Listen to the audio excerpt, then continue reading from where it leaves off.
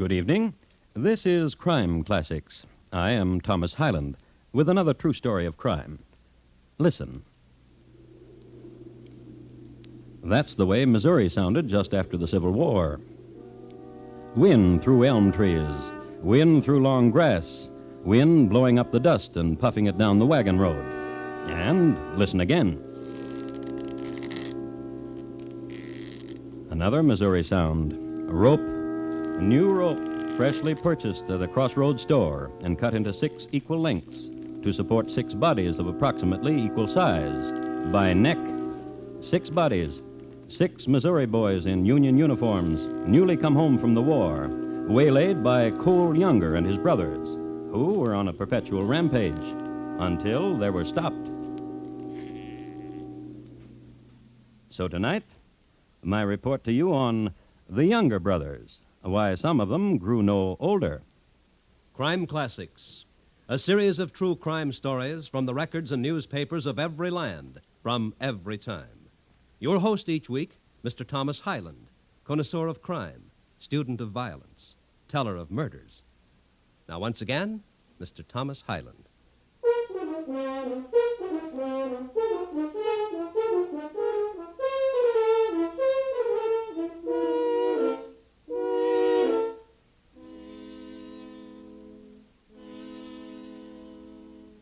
Before the Civil War, there was a border war. The boys from Kansas took gun to hand and shot up the boys from Missouri. And the next Saturday night, vice versa. It got so they didn't wait till Saturday night. Every day was bloody day for everybody. The question now arises, why? The answer is simple. A difference of opinion about slavery. And they couldn't wait till war was declared. Raid and pillage and slaughter in bloody colors smeared on in bold brushstrokes. And one day, through this never-never land of pistol and knife and torch, there walked a young man. His name was Cole Younger. He was leading a horse and buckboard, and when he came to a certain shack by the road, he was at the end of his journey. People around saw he wasn't armed, so they let him through. They saw his face and the look in his eye, and they let him through.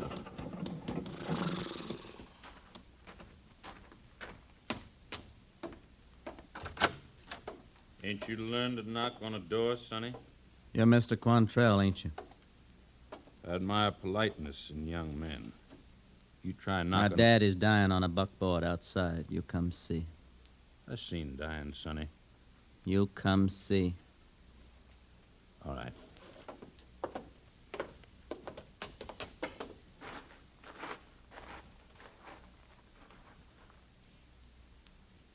He's dead, Sonny. I'm sorry. Shot him while he's standing there just talking to him, just saying why were they on his land. Shot him because he raised his voice to them. Kansans? Jayhawkers from Kansas, North boys. What are you needing, Sonny? A burying for your daddy? A burying's a private thing, and it's a thing I'll do myself, Mr. Quantrell. When are you riding into Kansas to kill you some Jayhawkers? Tonight, maybe? After I bury my daddy, maybe? Soon after that? I'm coming with you. Of course you are.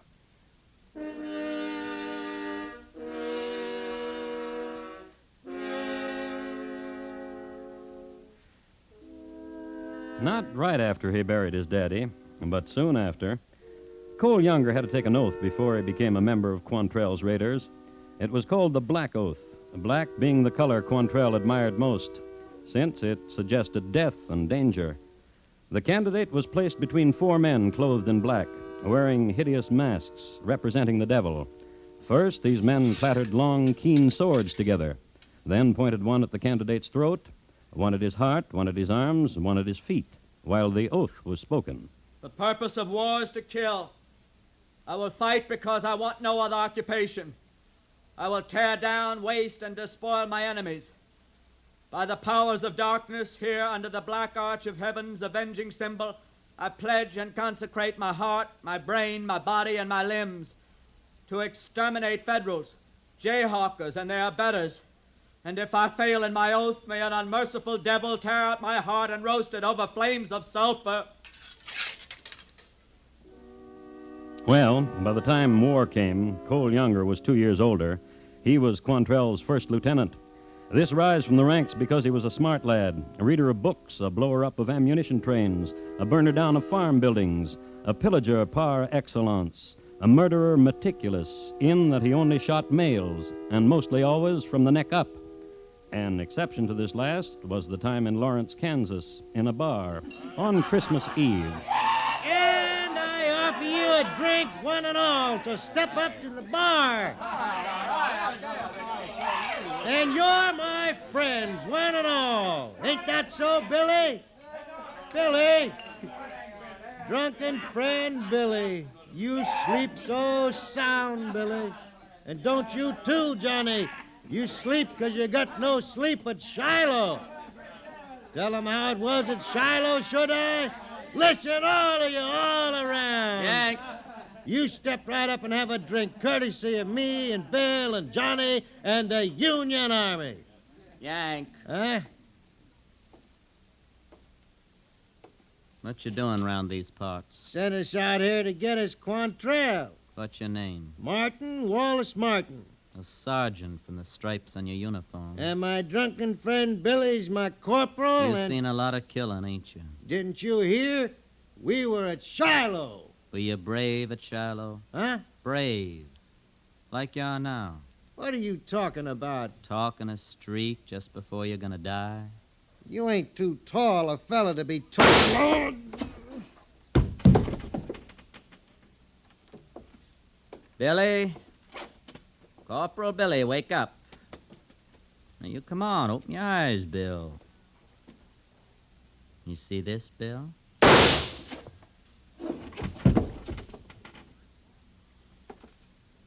Johnny! Yankee Johnny! You're a bright one, up and ready. Why you shivering, Johnny? Why you shivering so?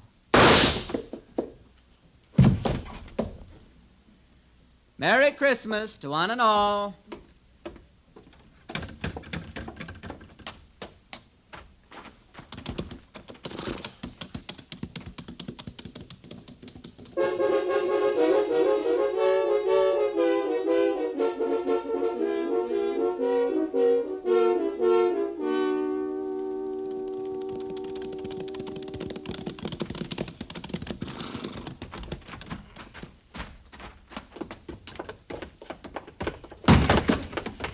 Up on your feet, up, up. You're John Younger, aren't you? Yeah, but what's the idea of all you men busting in here? Vigilantes? What you want here? Cole Younger's your brother, isn't he? Yeah. Where is he? He ain't here. Where is he? Fighting a war. Shooting 3 men down, 2 of them sleeping, ain't fighting a war. Where is he? I told you. Pinkett! Throw that rope over that rafter. Where's your brother, John? Look, I don't know where Cole is. Texas, maybe. Louisiana, maybe. All right, men. You want me to holler. You want me to scream mercy. Well, hang me and see if I do it. All right. All right, John. You're biting a lip when I put the noose around your neck, but that ain't hollering, is it, John? And drawing it tight. You ain't hollering either. Where you hiding Cole? All right, Pinkett.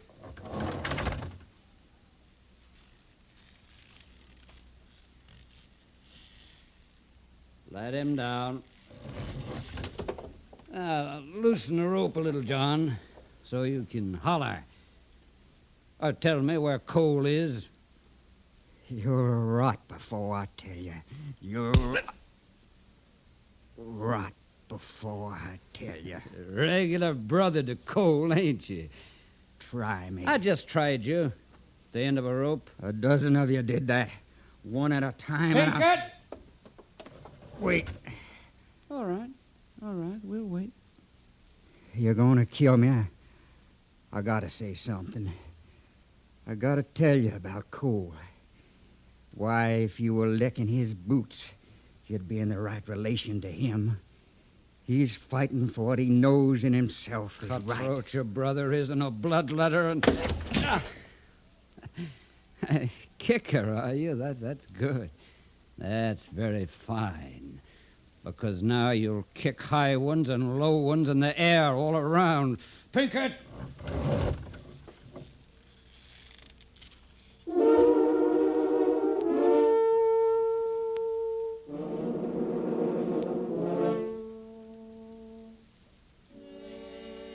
But they didn't hang him until he was dead. They hung him till just before he was dead and then let him down and beat him up and left him. But they didn't find out where Cole was, and that spunky brother of his knew all the time where Cole was, in the hills not 2 miles away, down the road and through a pass and up a hill and 2 miles away.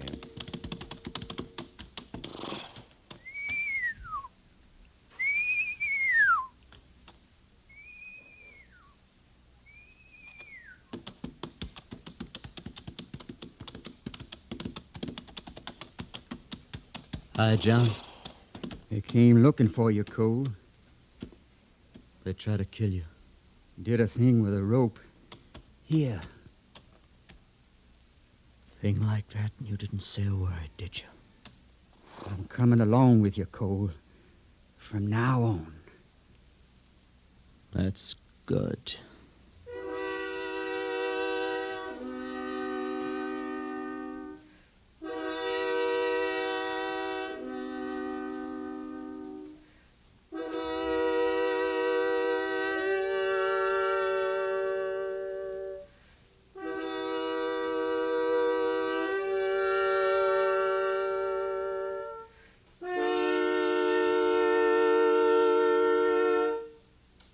You are listening to Crime Classics and your host, Thomas Hyland.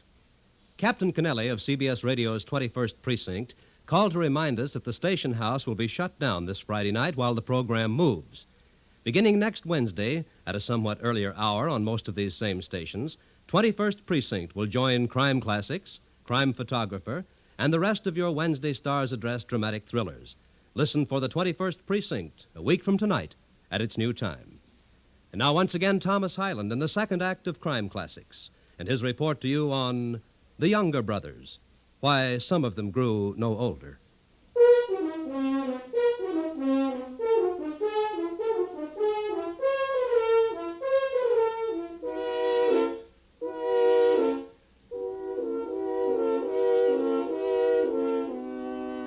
On April 9th, 1865, General Lee surrendered, and the war was over. A thing happens when a war is ended. A pall hangs over the land, and then suddenly there's a maelstrom of activity. Returnings, accountings of gains and of losses, dead battles fought again on saloon tables, lost legs bragged about, the blinded eye, the maimed arm, the victory ball and the brain shocked from its moorings and adrift. And finally, the bright young men funneling into the area of sorrows and devastation. To sell, to cheat, to build. Which was Missouri in 1866. 6 of them Yankees, Cole.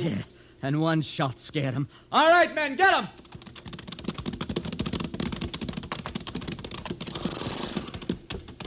That don't look like none of them are armed, Cole. Yeah. Who's speaking for these men? I be. Who are you? What the 6 of you doing riding here? I ask you the same question. Well, what's 50 of you doing stopping us? There must be 50 of you. I'm Cole Younger. That one over there is John Younger. That's my brother, Jim. And Bob is... The Younger boys, huh? That's right, mister. I hear you believe the war ain't over. Guess you believe like me. Else why you riding in uniform? Well, you're not a simple man from what I heard, Younger. You know why we're uniformed. We're riding to Indians. John? Who? Hang him, John. In the name of heaven, you wouldn't hang the 6 of us? John. You.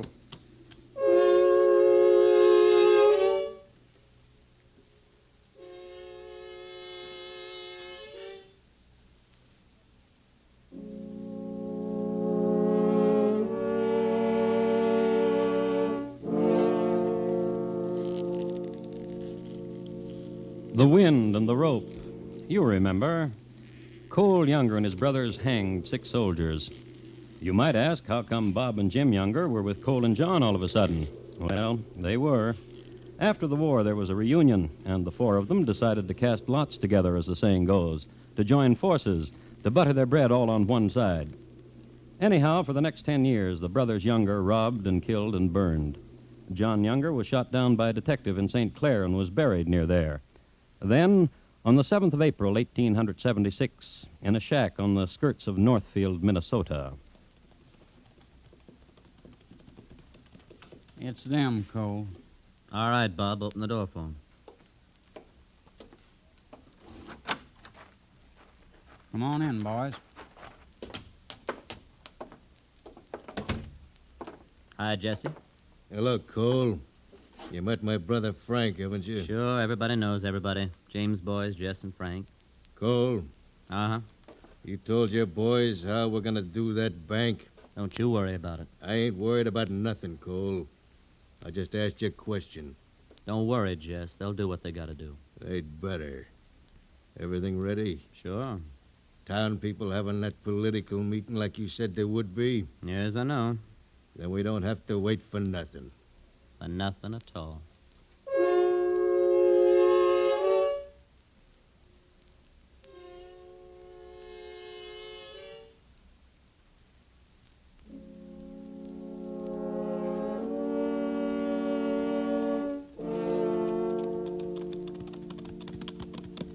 Cole, Uh-huh. a lot of money in that bank. That's good. Me and Frank talking about retiring for a little while. Going to Mexico. Huh? Sniff. What are you smelling, Cole? Too empty. Gosh. Just said too empty, that's all. You and me, Jess, Bob, and Frank. Rest of you wait.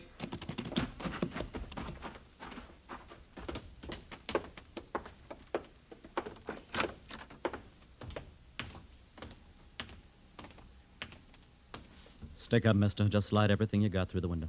Back of the window, Jess. See, he's not cheating. All the money, ma'am. And don't scream. Just don't scream. Not the silver, mister. Silver's too heavy to carry. Come on, come on. How you and Frank doing, Bob? Good, good. Let's get out of here. Come on, Bob, Frank.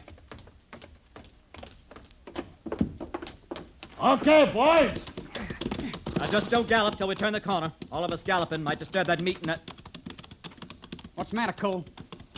Too empty. Like I said, Nothing to shiver about, Cole. There's a meeting. planned kind of empty. That's what these streets are... Look there, boys! Run!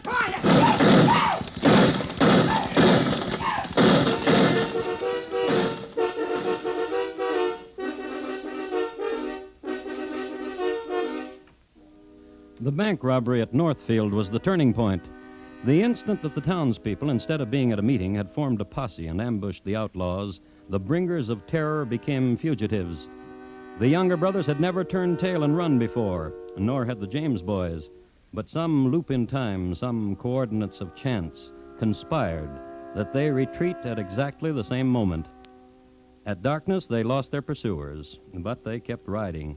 It was not until almost midnight that they found a hiding place. How's your arm, Bob? Hurts. Lucky we got away, ain't we, Cole? We haven't done it yet. Jim hurt bad? Ain't riding no more. Dying? Maybe. Cole, Yeah. Jess is fuming. I walked over in the clearing a minute ago. Him and his brother was teasing with Jim. Take us a walk, huh?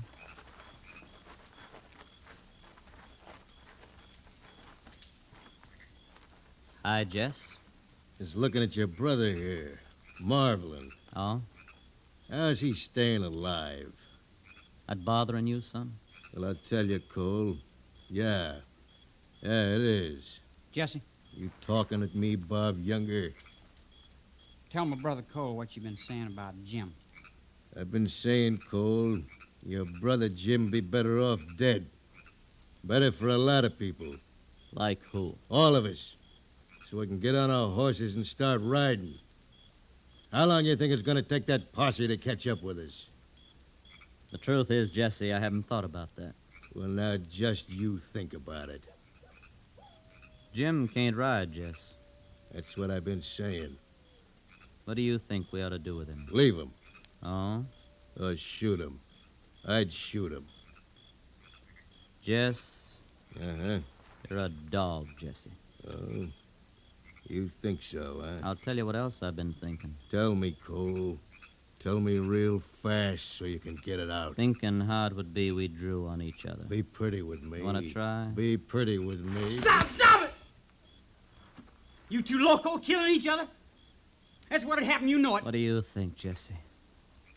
I think maybe your brother Bob is right. But you want to try. Here I am. You get going, Jesse. You gonna stick around for a posse? Maybe. Just you get going. Not because you're saying it. Because I think it's a thing to do. Come on, Frank.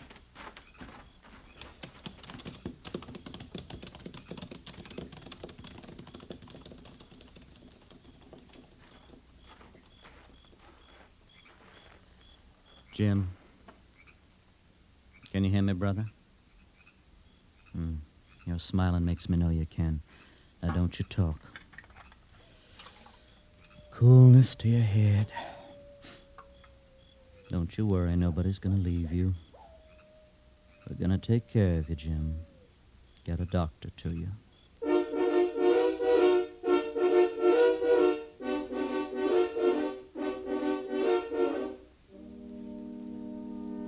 Somehow they eluded the posse from Northfield, and Jim got stronger, and they rode. There were 4 of them, Cole Younger and his brothers Jim and Bob, and a man named Charlie Pitts.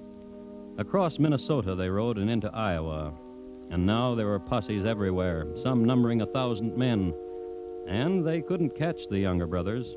Rewards and promises by bankers and sheriffs and governors, and they couldn't catch the Youngers. The brothers, as far as anyone could tell, were headed into Missouri, but no one could catch them. And once... Think I got one of them, Cole. And me too. Think there was only 2? You cover me, I'll go make sure.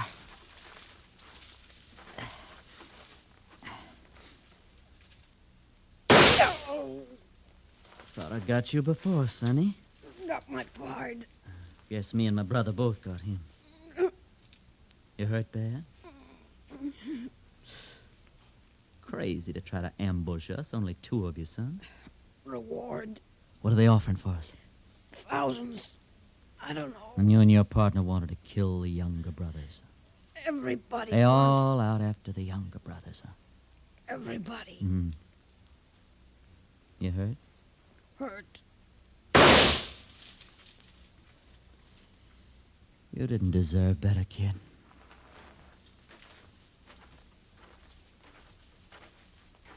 Two of them, Cole? Like you said, kids. Kids. How old are you, Brother Bob? Yeah. It's a long way. Bob, get out! Must be hundreds of them. Keep shooting, Bob. Charlie, I'll go look after Jim. Oh, you hit! Just keep shooting!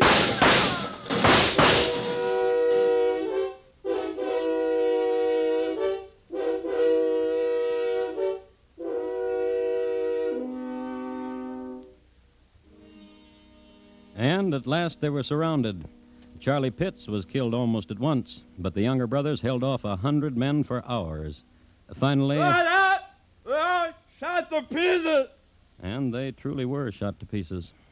Cole had been shot 11 times, with 1 rifle ball under his right eye. Jim had 8 buckshot and 1 rifle ball in the body, plus the shattered jawbone he'd received at Northfield. And Bob's arm was practically macerated. So they were captured. 7 years of plunder, hate, and murder. Done now. The Younger brothers leashed. Finally.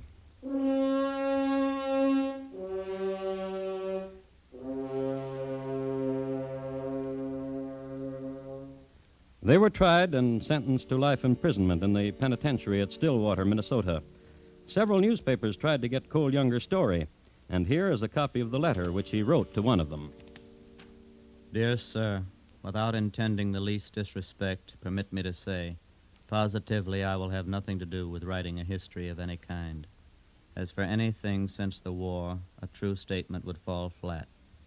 I look upon my life since the war as a blank and will never say anything to make it appear otherwise. The world may believe what it pleases.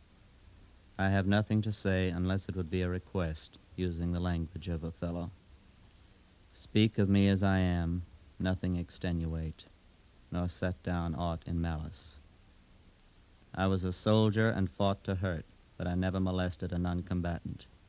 Truly yours, Coleman Younger. Bob Younger died in prison in 1889. Jim and Cole were released after 25 years. In 1902, Jim committed suicide in a hotel room in St. Paul over an unrequited love. Cole lived until 1916, a quiet life. He sat on a front porch in Lee's Summit, Missouri, and whittled and rocked and talked to hardly anyone at all. But he thought a lot.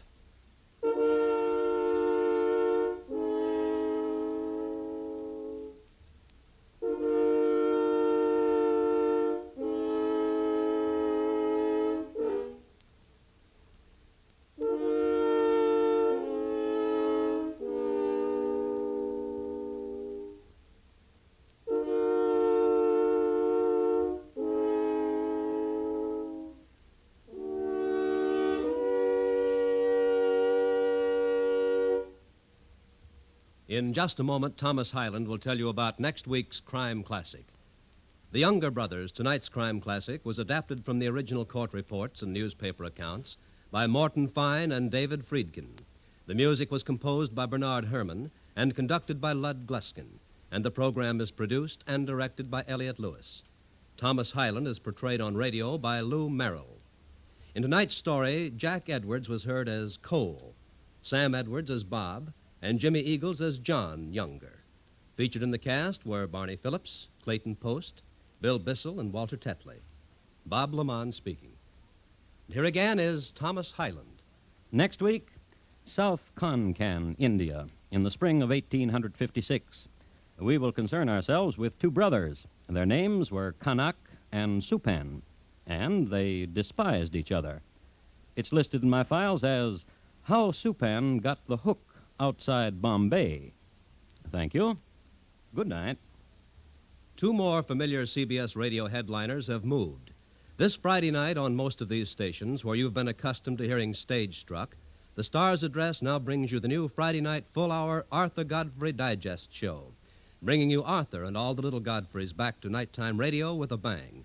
As for Stage Struck, this fine full-hour visit with Broadway shows and Broadway folks will be presented Sundays at the Star's Address from now on.